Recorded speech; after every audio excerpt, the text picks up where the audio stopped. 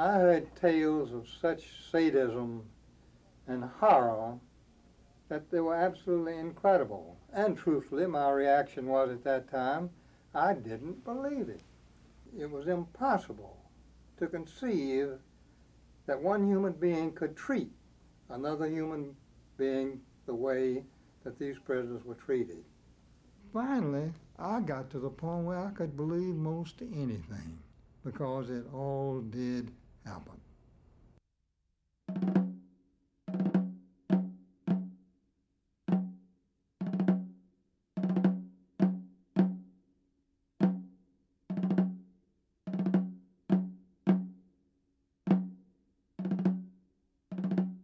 I was selected at that time to become the chief prosecutor and chief of counsel in the trial of the Dachau concentration camp case. The court was called a military government court. You had the IMT, the International Military Tribunal, at Nuremberg. That was no part of what we were doing at Dachau. Now, the first Dachau court was appointed by General Lucian Truscott. He wanted us to be fair.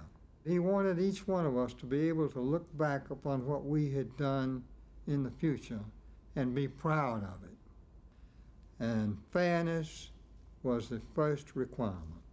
Anytime any accused was brought to trial, he was furnished with counsel by the United States government, that is, American counsel, and he could have German counsel of his own choosing. In other words, we gave these accused in these cases all the rights that a citizen would have had he been tried for a crime in the United States District Court. We were there to establish that these accused had participated in a common design to subject these Allied nationals to beatings, to killings, to tortures, and to starvation. We had to have representatives out of every phase of operation of the camp. And in that way, the court could make a finding that it was a criminal operation in its entirety. They all had this intent of participating or aiding and abetting in the perpetration of these offenses against the prisoners. And that was the common design. But in the beginning, these accused thought it was a game. They were bragging about it. And was it ever brought home when those who had been convicted in Dachau, and a lot of them were hanged there in April. They began to realize that these trials were for keeps. There never was a single individual that said, "I'm sorry, I made a mistake, have mercy on my soul." We had as an accused Ilse Koch. Ilse Koch was the wife of the commandant at Buchenwald. And she had a propensity for having lampshades, pocketbooks, and gloves made out of human skin. And when I say human skin, it was just not any human skin, but it was the skin of tattoos of prisoners. She used to report prisoners because they ogled her. She took down their numbers, they were reported, and they were whipped. And they were whipped in a way which was absolutely inhuman.